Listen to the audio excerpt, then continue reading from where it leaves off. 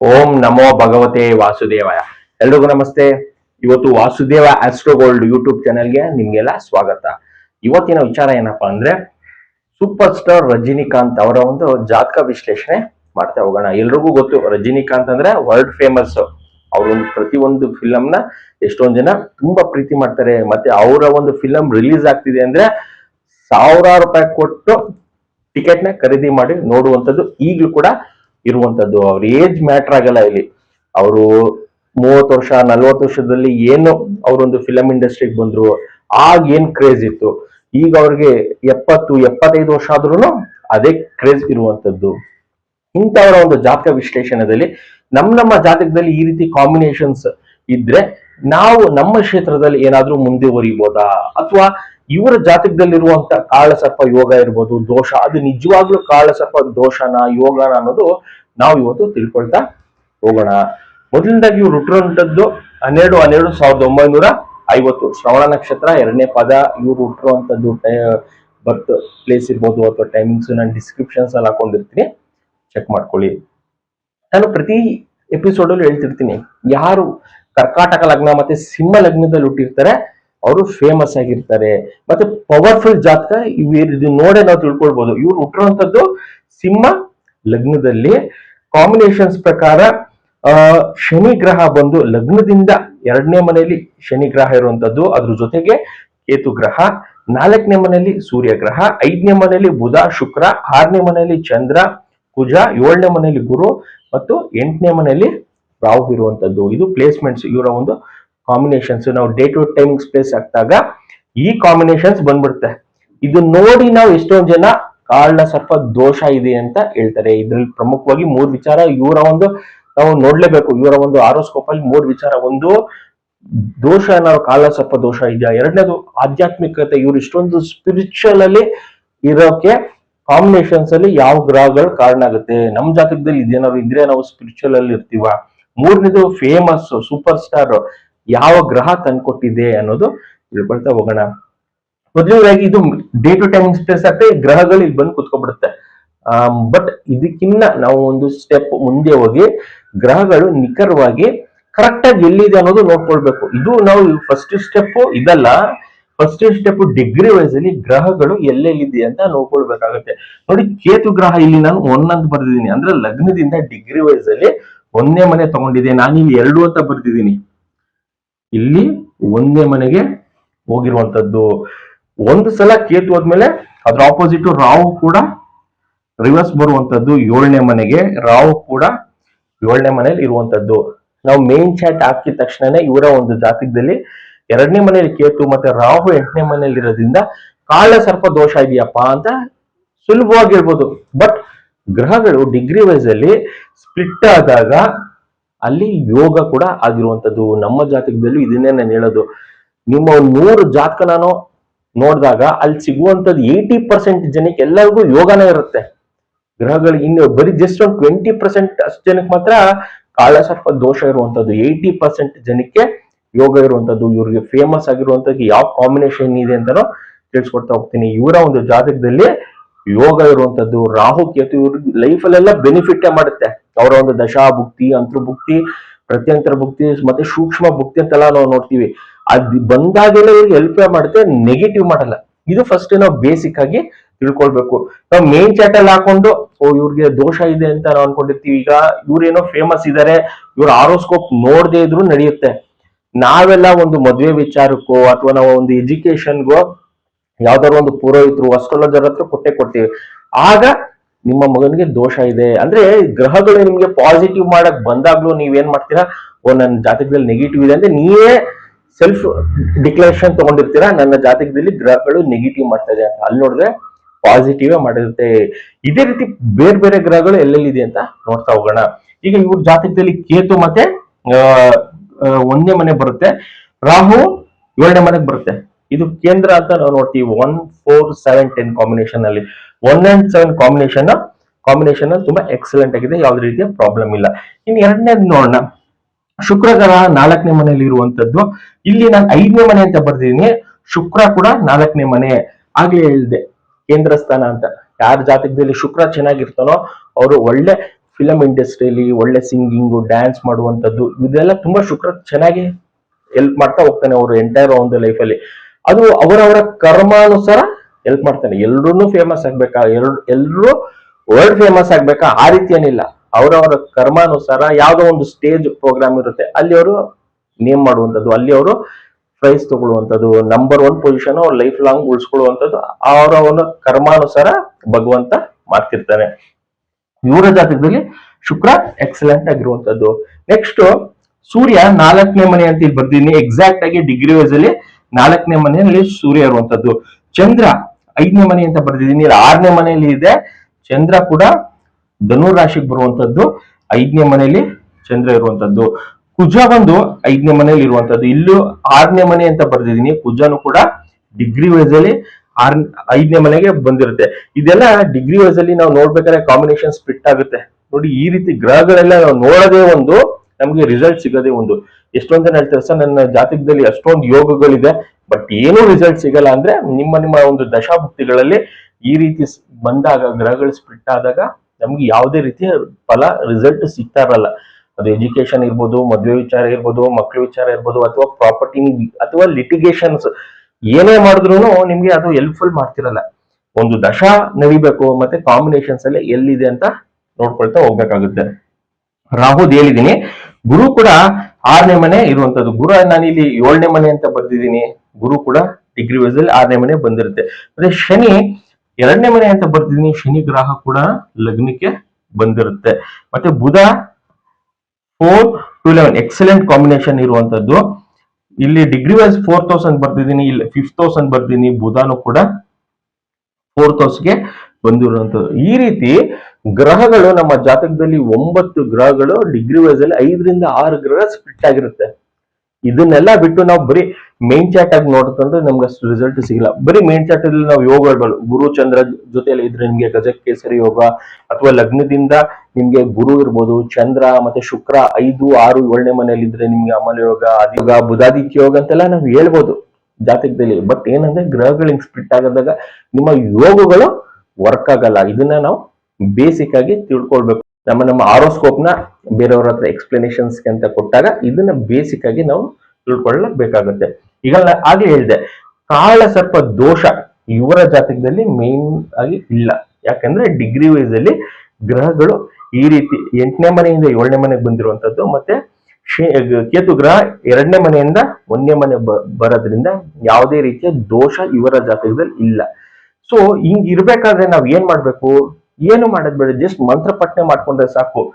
ಕೇತು ಗ್ರಹ ಇರ್ಬೋದು ಅಥವಾ ರಾಹು ಗ್ರಹಕ್ಕೆ ಸಂಬಂಧಪಟ್ಟಿರುವಂತದ್ದು ಮಂತ್ರ ಪಠನೆ ಮಾಡ್ಕೊಂಡ್ರೆ ಸಾಕು. ನೀವು ಯಾವುದೇ ಒಂದು ದೇವಸ್ಥಾನಕ್ಕೆ ಹೋಗಿ ಅಲ್ಲಿ ದಾನ ಮಾಡುವಂತದ್ದು, ಅಲ್ಲಿ ಪೂಜೆ ಮಾಡಿ ಅಲ್ಲಿ ಹೋಮ ಮಾಡಿಸ್ಬೇಕಾ, ಅಲ್ಲಿ ಅತಿ ಹೆಚ್ಚು ಡೊನೇಷನ್ಸ್ ಏನಾದ್ರು ಕೊಡ್ಬೇಕನ್ನೋದು ಎಷ್ಟೊಂದ್ ಜನಕ್ಕೆ ಗೊಂದಲ ಇರುತ್ತೆ. ಆ ರೀತಿ ಏನಿಲ್ಲ. ಕಾಂಬಿನೇಷನ್ ಅಲ್ಲಿ ಸ್ಟ್ರಾಂಗ್ ಆಗಿದ್ರೆ ನೀವು ಜಸ್ಟ್ ಮಂತ್ರ ಪಠನೆ ನಿಮ್ಮ ಮನೆಗಳಲ್ಲಿ ಮಾಡ್ಕೊಂಡ್ರೆ ಸಾಕು.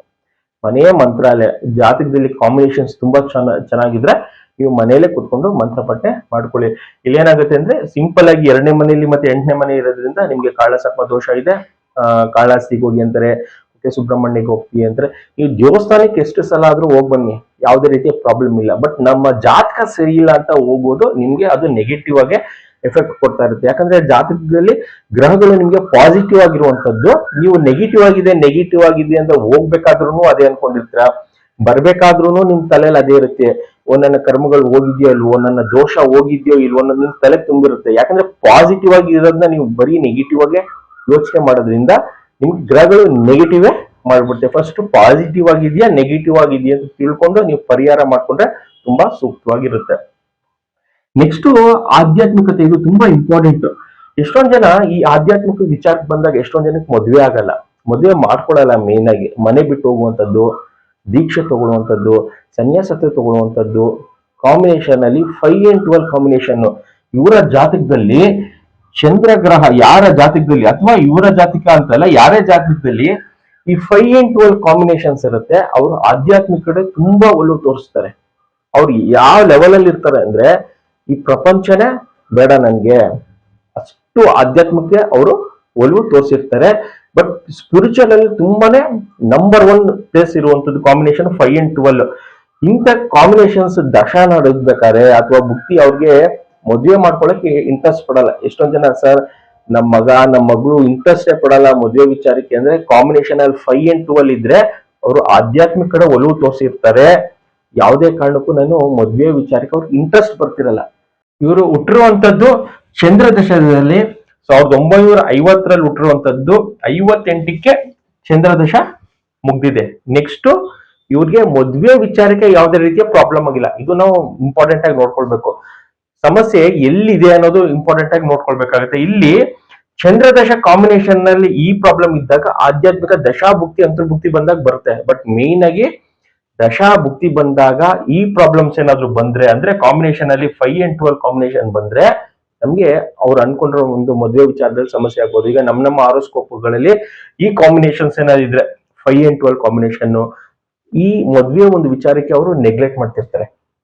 ಇವತ್ ಬೇಡ, ನಾಳೆ ಬೇಡ, 30 ವರ್ಷ ಆದ್ರೂ ಆಗಲ್ಲ, 35 ಆದ್ರೂ ಆಗಲ್ಲ.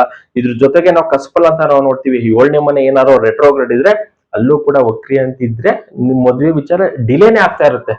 ಪೇರೆಂಟ್ಸ್ ಏನೇ ಮಾಡಿದ್ರು ಅವರು ಮದುವೆ ಆಗಕ್ಕೆ ಇಷ್ಟಪಡಲ್ಲ. ಒಂದು ಕಾಂಬಿನೇಷನ್ ಅಲ್ಲಿ 5 and 12 ಕಾಂಬಿನೇಷನ್, ಇನ್ನೊಂದು ಏನಾದ್ರು ನಮ್ಮ ಜಾತಕದಲ್ಲಿ 7ನೇ ಮನೆ ವಕ್ರಿ ಅಂತ ಇರುತ್ತೆ, ಅದಿದ್ರೆ ಮಿನಿಮಮ್ 30 years ಆಗ್ಬಿಡುತ್ತೆ. ನೀವು 25 years ಇಂದಾನೆ ಸ್ಟಾರ್ಟ್ ಮಾಡಿ 30, 32, 35 ಆಗಿ ಹೋಗುತ್ತೆ. 10 ವರ್ಷದಿಂದ ನೋಡ್ತಿರ್ತೀವಿ ಅಂತ ಏನ್ ಕೇಳ್ತಾರೆ ಅಂದ್ರೆ ಜಾತಕದಲ್ಲಿ ಈ ತರ ಕಾಂಬಿನೇಷನ್ ಆದ್ರೂ ದಶ ನಡೆದ್ಬಿಟ್ರೆ ತುಂಬಾನೇ ಪ್ರಾಬ್ಲಮ್. ಉದಾಹರಣೆಗೆ ಈಗ ಸೂರ್ಯ ದಶ ಇರ್ಬೋದು, ಚಂದ್ರ, ಇವೆಲ್ಲ ದಶಗಳ ಕಡಿಮೆ ಇರುತ್ತೆ. ಸೂರ್ಯ ದಶ 6 ವರ್ಷ, ಚಂದ್ರ ದಶ 10 ವರ್ಷ. ಈ ದಶ ಹೆಂಗೋ ಮುಗ್ದೋಗುತ್ತೆ. ಇನ್ ಕೇಸ್ ಇದೇ ಕಾಂಬಿನೇಷನ್ ಗುರು ದಶನೋ ಅಥವಾ ಶನಿ ದಶನೋ ಏನಾದ್ರು ಈ ರೀತಿ ಕಾಂಬಿನೇಷನ್ ಅಲ್ಲಿ 5-12 ನಕ್ಷತ್ರದಲ್ಲೂ 5-12 ಕಾಂಬಿನೇಷನ್ ಬಂದ್ಬಿಟ್ರೆ 19 ವರ್ಷ ಶನಿ ದಶ ಇರುತ್ತೆ. ಈ ರೀತಿ ಎಷ್ಟೇ ವರ್ಷ 40 ಆದ್ರೂ ಅವ್ರಿಗೆ ಮದುವೆ ಆಗ್ತಿರಲ್ಲ. ಇದೇ ಮೇನ್ ಪ್ರಾಬ್ಲಮ್ ಜಾತಕದಲ್ಲಿ. ನಾವು ಕಾಂಬಿನೇಷನ್ ದಶಾಭುಕ್ತಿ ಅವ್ರಿಗೆ ಏನಿದೆ ಅನ್ನೋದು ನೋಡ್ಕೊಂಡು ನಾವು ರಿಸಲ್ಟ್ ಹೇಳ್ಬೇಕಾಗುತ್ತೆ. ಆಧ್ಯಾತ್ಮಿಕ ಕಡೆ ಇವರು ಏನಕ್ಕೆ ಒಲವು ತೋರಿಸಿರ್ತಾರೆ ಅಂದ್ರೆ ಕಾಂಬಿನೇಷನ್ ಅಲ್ಲಿ 5 and 12 ಇದು ತುಂಬಾ ಎಕ್ಸ್ಟ್ರೀಮ್ ಆಗಿ ಇವರ ಒಂದು ಆಧ್ಯಾತ್ಮಿಕ ವಿಚಾರದಲ್ಲಿ ಇವರು ಇರುವಂತದ್ದು. ಆಧ್ಯಾತ್ಮಿಕ ವಿಚಾರ ಕಾಂಬಿನೇಷನ್ ಅಲ್ಲಿ 5 and 12 ಇರೋದ್ರಿಂದ. ಇನ್ನ 3ನೇ ವಿಚಾರ ಬರೋದಾದ್ರೆ famous super star Rajinikanth world famous ಅಂತ ಎಲ್ಲರಿಗೂ ಗೊತ್ತಿರುವಂತದ್ದೇ. ಇವರ ಒಂದು ಜಾತಕದಲ್ಲಿ ಯಾವ ಗ್ರಹ ಫೇಮಸ್ ಮಾಡಿದೆ ಅಂತ ನಾವು ನೋಡೋದಾದ್ರೆ ಅದು ರಾಹು ಗ್ರಹ. ಇವ್ರಿಗೆ 65 ಆದ್ಮೇಲೆ ರಾಹು ದಶ ಬಂದಿರುತ್ತೆ. ರಾಹು ದಶನ್ನ 7 ಲಗ್ನದಿಂದ ಡಿಗ್ರಿ ವೈಸಲ್ಲಿ 8ನೇ ಮನೇಲಿ ಇಲ್ಲ 7ನೇ ಮನೇಲಿ ಕೂತ್ಕೊಂಡು ಎಲ್ಲಾ ಪಬ್ಲಿಕ್ ನ ಅಟ್ರಾಕ್ಟ್ ಮಾಡಿದೆ ಇವರ ಒಂದು ಕಾಂಬಿನೇಷನ್ ಅಲ್ಲಿ ರಾಹು ದಶ. ನಾವು ಏನ್ ಅನ್ಕೊಂಡಿರ್ತೀವಿ ಇವ್ರಿಗೆ ದೋಷ ಇದೆ ಅಂತ ಬೇರೆ ಆರೋಸ್ಕೋಪ್, ಈಗ ನಮ್ಮ ಆರೋಸ್ಕೋಪ್ ನಾವು ಎಕ್ಸ್ಪ್ಲನೇಷನ್ಸ್ ಕೊಟ್ಟಾಗ ಇವ್ರಿಗೆ ದೋಷ ಇದೆ, ಕಾಟ ಇದೆ ಅಂತ ನಾವು ಅನ್ಕೊಂಡಿರ್ತೀವಿ. ಬಟ್ ಇವರ ಒಂದು ವಿಚಾರ ನೋಡ್ಬೇಕಾದ್ರೆ 7ನೇ ಮನೇಲಿ ರಾಹು ಕುತ್ಕೊಂಡು ಯಾರ ಜಾತಕದಲ್ಲಿ ರಾಹು ಗ್ರಹ ಇರ್ಬೋದು, ಶನಿ ಗ್ರಹ ಇರ್ಬೋದು, ಕೇತು ಗ್ರಹ ಚೆನ್ನಾಗಿರುತ್ತೆ, ಅದು 1:10 ಆಗ್ಬಿಡುತ್ತೆ. ಎಕ್ಸ್ಟ್ರೀಮ್ ಆಗಿ ಅವರು ಪಬ್ಲಿಕ್ ನ ಅಟ್ರಾಕ್ಟ್ ಮಾಡುವಂತದ್ದು, ದುಡ್ಡು ಕೊಡುವಂತದ್ದು ಎಲ್ಲಾನು ಪಾಸಿಟಿವ್ ಆಗೇ ಮಾಡ್ಬಿಡ್ತಾರೆ. ಇದೇ ರಾಹು ಗ್ರಹ ಇನ್ ಕೇಸ್ 8ನೇ ಮನೇಲಿ ಇದ್ದು ಡಿಗ್ರಿ ವೈಸ್ ಅಲ್ಲೂ ಕೂಡ 8ನೇ ಮನೇಲಿ ಇದ್ರೆ ಸ್ವಲ್ಪ ಸಮಸ್ಯೆ ಆಗುವಂತದ್ದು ಇದು ಆಗುತ್ತೆ. ಇವರ ಒಂದು ಆರೋಸ್ಕೋಪ್ ಅಲ್ಲಿ 8ನೇ ಮನೇಲಿ ಡಿಗ್ರಿ ವೈಸ್ ಅಲ್ಲಿ ಯಾವ್ದು ಇಲ್ಲ, 12ನೇ ಮನೇಲಿ ಇಲ್ಲ. ಅದು ತುಂಬಾ ಇವರ ಒಂದು ಲೈಫ್ ಅಲ್ಲಿ ಬೆನಿಫಿಟ್ ಕೊಡ್ತಾ ಹೋಗಿದೆ. ಇವರು ವರ್ಲ್ಡ್ ಫೇಮಸ್ ಆಗಿರುವಂತದ್ದು ಸೂಪರ್ ಸ್ಟಾರ್ ಅನ್ನಿಸ್ಕೊಳಕ್ಕೆ ಕಾಂಬಿನೇಷನ್ ಅಲ್ಲಿ ಯಾವ್ದು ಡಿಗ್ರಿ ವೈಸ್ ಅಲ್ಲಿ 8ನೇ ಮನೆ ಇಲ್ಲ. ಬಟ್ ನಾವು 6ನೇ ಮನೆ ದುಸ್ತಾನ ಅಂತ ನಾವು ಅನ್ಬೋದು. ಸರ್ 6ನೇ ಮನೆ ಕೂಡ ದುಸ್ತಾನೆ, 6ನೇ ಮನೆ ವೃತ್ತಿ ತೋರಿಸುತ್ತೆ. ಇಲ್ಲಿ 5, 8, 6 ಇರೋದ್ರಿಂದ ಇವ್ರು ಯಾವುದೇ ಒಂದು ಫಿಲಂ ತಗೊಂಡ್ರು ಅದು ಅಚ್ಚುಕಟ್ಟಾಗಿ ಮಾಡು ಮುಗಿಸುವಂತದ್ದು.